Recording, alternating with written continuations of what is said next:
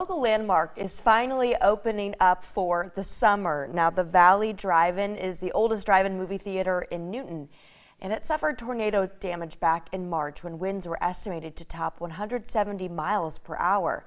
There was damage to the concession stand, the roof, and sign, but tonight they are showing the summer's biggest hits and having some fun with the co-feature as well.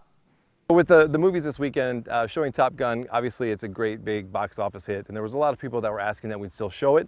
But for fun, we said we have to show Twister. I think the irony of showing Twister out here, watching a tornado in the movie, spoiler alert, destroy a drive-in movie theater in the movie, I just think it's a great, humorous way to kind of kick off our season, even though it is already fall.